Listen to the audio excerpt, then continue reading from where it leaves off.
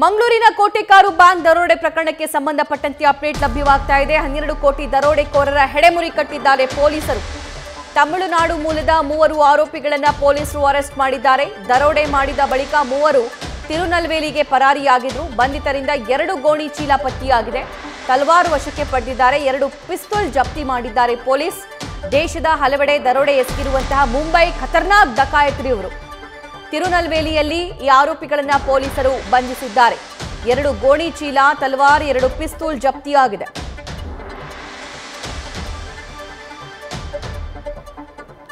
ಈ ಬಗ್ಗೆ live details ನಮ್ಮ ಮಂಗಳೂರು ಪ್ರತಿನಿಧಿ ಕಿರಣ್ ನೀಡ್ತಾ ಹೋಗ್ತಾರೆ। ಕಿರಣ್, ಈ ಧಾರಾವಿ ಗ್ಯಾಂಗ್ನ ಬ್ಯಾಕ್ಗ್ರೌಂಡ್ ಏನು, ಹೇಗೆ ಸಿಕ್ರು, ಹೇಗಿತ್ತು ಕಾರ್ಯಾಚರಣೆ?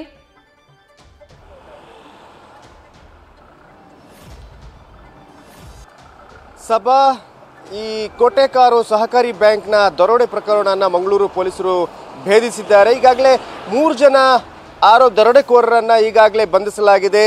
ಅವರು ಮುರುಗನ್ ಡಿ, ಹಾಗೆಯೇ ಯೋಶುವಾ, ಹಾಗೆಯೇ ಕಣ್ಣನ್ಮಣಿ, ಈ ಮೂವರು ಕೂಡ ಧಾರಾವಿ ಗ್ಯಾಂಗ್ನವರು। ಮುಂಬೈನ ಒಂದು ಧಾರಾವಿ ಪ್ರದೇಶ ಇದೆ, ಅದು ಸ್ಲಮ್ ಅಂತಲೇ ಹೇಳಲಾಗುತ್ತೆ। ಇದು ಏಷ್ಯಾದ ದೊಡ್ಡ ಸ್ಲಮ್ ಅಂತಲೇ ಹೇಳಲಾಗುತ್ತೆ। ಇಲ್ಲಿ ಕ್ರಿಮಿನಲ್ಸ್ಗಳು ಹೆಚ್ಚಾಗಿ ಇದ್ದಾರೆ ಅನ್ನೋ ಒಂದು ಮಾಹಿತಿ ಈ ಹಿಂದಿನಿಂದಲೂ ಇದೆ। ಈಗ ಕೂಡ ಅಲ್ಲಿ ದೊಡ್ಡ ದೊಡ್ಡ ಗ್ಯಾಂಗ್ಗಳು ನಡೀತಾ ಇದೆ। ಅದರಲ್ಲಿ ಒಂದು ಗ್ಯಾಂಗ್ ಈ ಒಂದು ಧಾರಾವಿ ಗ್ಯಾಂಗ್। ಇದರಲ್ಲಿ ಹೆಚ್ಚಿನಾಗಿ ಈ ತಮಿಳರೇ ಹೆಚ್ಚಾಗಿರುವಂಥದ್ದು। ಅದರಲ್ಲೂ ಮತ್ತೆ ಅದರ ನಂತರ ಈ ಉತ್ತರ ಭಾರತದ ಕೆಲವರು ಸೇರ್ಕೊಂಡಿದ್ದಾರೆ ಅನ್ನೋ ಒಂದು ಮಾಹಿತಿ ಇದೆ। ಇದೇ ಒಂದು ಗ್ಯಾಂಗ್ ಮಂಗಳೂರು ಕಡೆ ಬಂದ್ಕೊಂಡು ಈ ದರೋಡೆ ಕೃತ್ಯ ಎಸಗಿರುವಂಥದ್ದು। ಈ ಮುರುಗನ್ ಡಿ ಏನಿದ್ದಾನೆ ಅದರ ಕಿಂಗ್ ಪಿಂಗ್, ಈ ಇಡೀ ಒಂದು ದರೋಡೆಯ ಪ್ಲಾನ್ ಮಾಡಿರದೆ ಮುರುಗನ್ ಡಿ ಅಂತ ಒಂದು ಮಾಹಿತಿ ಇದೆ।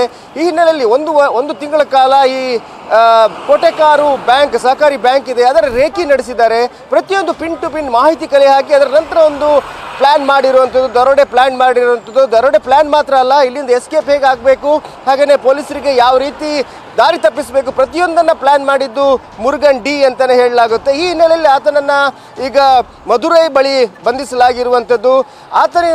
ಕೇವಲ ಬಂಧಿಸಲಾಗಿದ್ದು ಮಾತ್ರ ಅಲ್ಲ, ಆತನಿಂದ ಈ ಚಿನ್ನಾಭರಣ ಕೂಡ ವಶಪಡಿಸಿಕೊಳ್ಳಲಾಗಿದೆ। ಹಾಗೆಯೇ ಕೃತ್ಯಕ್ಕೆ ಬಳಸಿದಂತಹ ಗನ್ ಹಾಗೆ ತಲವಾರನ್ನು ಕೂಡ ಈಗ ವಶಪಡಿಸಿಕೊಳ್ಳಲಾಗಿರುವುದು। ಈ ಒಂದು ಅವರನ್ನು ಪತ್ತೆ ಮಾಡಿದ್ದೇ ಒಂದು ರೋಚಕ ಕಥೆ ಅಂತಲೇ ಹೇಳ್ಬೋದು। ಯಾವಾಗ ಅಂತ ಹೇಳಿದ್ರೆ, ಈ ಕೋಟೆಕಾರು ದರೋಡೆ ಪ್ರಕರಣದ ನಂತರ, ಕೃತ್ಯ ಎಸಗಿದ ನಂತರ 2 ಕಾರಲ್ಲಿ ಅವರು ಎಸ್ಕೇಪ್ ಆಗ್ತಾರೆ। 2 ಅಂದರೆ 3 ಜನ ಒಂದು ಕಡೆಯಿಂದ ಡಿವೈಡ್ ಹಾಕ್ಕೊಂಡು ಒಂದು ಕಾರ್ ಕೇರಳದ ಗಡಿ ದಾಟುತ್ತೆ, ಹಾಗೆಯೇ ಒಂದು ಕಾರ್ ಮಂಗಳೂರಿಗೆ ಬಂದು ಅದು ಕೂಡ ಕೇರಳಕ್ಕೆ ದಾಟಿರುವಂಥದ್ದು। ಆದರೆ ಅದರಲ್ಲಿ ಒಬ್ಬ ರಸ್ತೆಯಲ್ಲಿ ಇಳಿದು ಬಸ್ನಲ್ಲಿ ಹೋಗಿ ಅದಂತ ಟ್ರೈನ್ ಹತ್ಕೊಂಡು ಮುಂಬೈ ಕಡೆ ಹೋಗಿರ್ತಾನೆ। ಆತನನ್ನು ಫಾಲೋ ಅಪ್ ಮಾಡ್ಕೊಂಡು ಹೋಗಿದ್ದು ಪೊಲೀಸರು। ಹಾಗೆಯೇ ಈ ಕಾರ್ ಏನಿದೆ, ಫೇಕ್ ನಂಬರ್ ಪ್ಲೇಟ್ ಆಗಿದ್ದಂಥ ಕಾರಿನ ಮೂಲ ಮಾಲೀಕನನ್ನು ಪತ್ತೆ ಹಚ್ಚುವುದು ಒಂದು ರೋಚಕ। ಆತನನ್ನು ಮುಂಬೈನ ಪೊಲೀಸರ ಸಹಾಯದಿಂದ ಆತನ ಫುಲ್ ಡೀಟೇಲ್ಸನ್ನು ತೆಗಿತಾರೆ। ಅದರ ನಂತರ ಆತನ ಎಲ್ಲಿದ್ದಾನೆ ಅನ್ನೋದ್ರ ಬಗ್ಗೆ ಟ್ರ್ಯಾಕ್ ಮಾಡ್ತಾ ಇದ್ದಾಗ ಆತ ಮಧುರೈ ಕಡೆ ಹೋಗಿರುವಂಥ ಗೊತ್ತಾಗುತ್ತೆ, ಕಾರ್ ಕೂಡ ಆ ಕಡೆ ಹೋಗಿರುವಂಥದ್ದು ತಿಳಿದು ಬರುತ್ತೆ। ಈ ಹಿನ್ನೆಲೆಯಲ್ಲಿ ಪೊಲೀಸರು ಕಾರ್ಯಾಚರಣೆ ನಡೆಸಿ ಆತನನ್ನು ಮಧುರೈ ಬಳಿ ಆತನನ್ನು ಬಂಧಿಸ್ತಾರೆ। ಬಂಧನ ಮಾಡಿದ ನಂತರ ಆತನಲ್ಲಿ ಇದ್ದಂತಹ ವೆಪನ್ಗಳನ್ನು ವಶಪಡಿಸ್ಕೊಳ್ತಾರೆ। ಯಾಕಂದರೆ ಆತನ ಡೈರೆಕ್ಟಾಗಿ ಮನೆಗೆ ನುಗ್ಗುವಂತ ಇರಲಿಲ್ಲ, ಯಾಕಂದರೆ ಆತನದ ಗನ್ ಇದೆ, ಹಾಗೆಯೇ ತಲವಾರ್ ಕೂಡ ಇರುತ್ತೆ। ಈ ಹಿನ್ನೆಲೆಯಲ್ಲಿ ಆತನನ್ನು ತುಂಬ ಚಾಣಾಕ್ಷತನದಿಂದ ಪೊಲೀಸರು ಬಂಧಿಸ್ತಾರೆ।